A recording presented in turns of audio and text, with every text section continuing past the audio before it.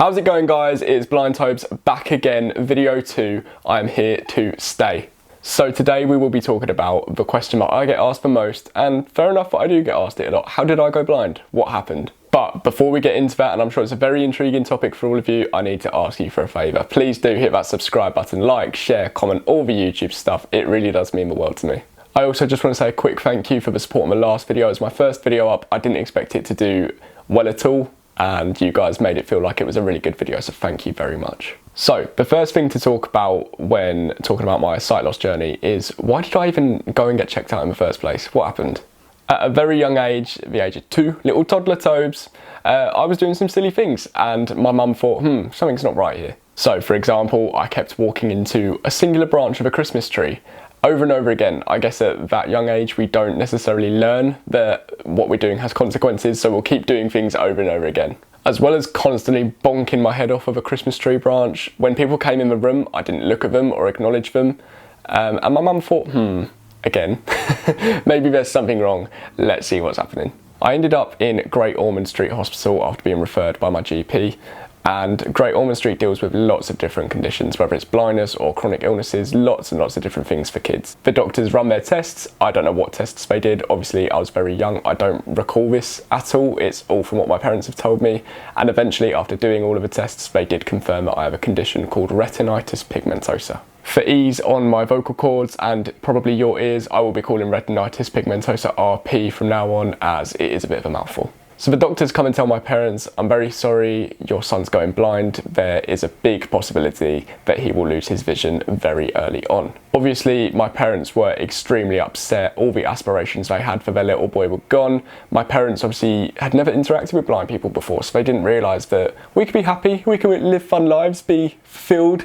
After all the tears and the disbelief, the natural question was to the doctors from my parents, what is RP? So the condition that I have is actually normally found in adulthood. Normally you don't know that you've got RP until you're in your 30s or 40s. You could be living a totally normal life. Whether that's driving or looking in the mirror to do your hair, you don't know. And eventually your eyesight just deteriorates randomly and you can't do anything to stop it. However, I have a form of RP that's extremely aggressive. They reckon it's because I've got an additional gene that caused it, which meant that I lost my vision very young. And actually there's a similar content creator called Molly Burke who has a similar journey to myself, so maybe check her out if you have a minute to. So as I said, RP is a genetic condition where pigment on the back of the retina, which is at the back of your eye, causes the cells on the retina to die, which means that we don't receive light properly, we don't process visual information. Obviously, the more and more the cells die over time, the less vision you have.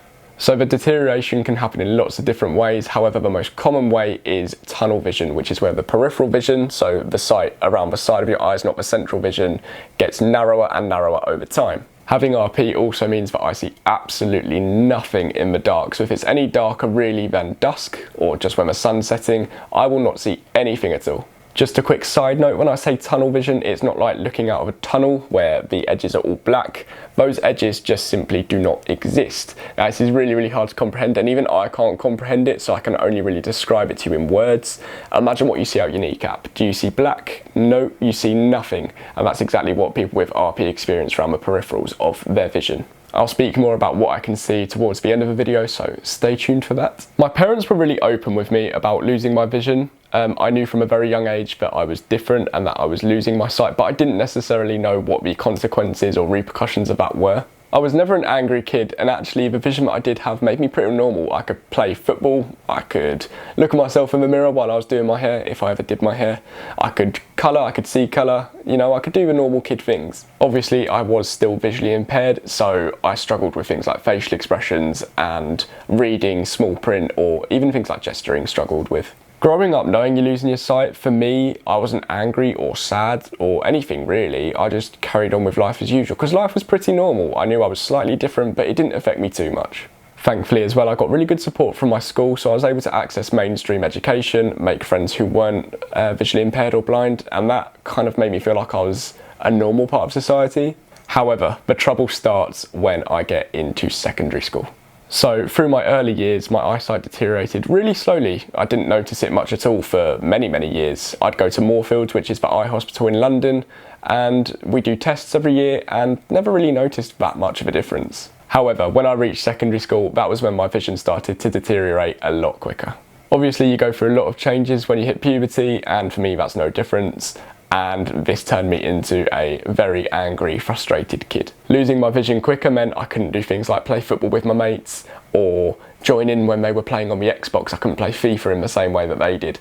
And that made me feel very, very different. And obviously, as a teenager, number one priority is fitting in. This meant that in school I'd become a bit of a class clown. I'd be rude to teachers, teaching assistants, even my parents, people that were trying to help me. I'd be rude to them because they were a direct symbol of my difference. You know, if you could point out anything in the class and said who's the one with the disability, you'd know straight away that it was me because I had someone sat with me all the time. This continued, and I didn't really fully accept my condition until I lost pretty much all my vision at the age of 16. So I'm not what you would call fully blind. I don't just see, as I mentioned earlier, black or just nothing. I do have that tiny little bit of central vision where light comes in and I can see some shapes, but obviously not enough to do regular things like play on the Xbox with your mates or go out for a walk without a mobility aid. This is slightly off topic, but I reckon the reason I was such a volatile kid, not only just because my life was changing drastically, but also I didn't really have any role models to look up to. There was never a male figure in my life who was losing their vision, who had that calm persona or that mature attitude.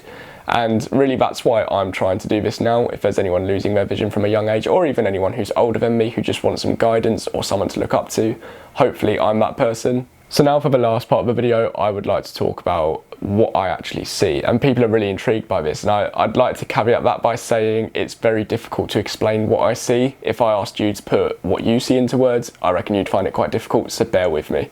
For future videos I will try and find a filter or something of that essence that captures what I see, maybe gives a simulation per se. I do have videos on my TikTok at Blind Tobes where I show you a very rough kind of image of what I'd see, so maybe head over there and check out if you're interested. So as I mentioned earlier in the video, what I see is very dark, but I'm also extremely light sensitive, so any sunlight that comes into my vision, any bright lights like street lights or floodlights at football matches can cause extreme headaches. I'm talking migraines and dizziness and things like sickness, so that's not great. What I see though now, I don't see the camera because there's a dark background behind it. There's a TV, so anything where there's no contrast I won't see it.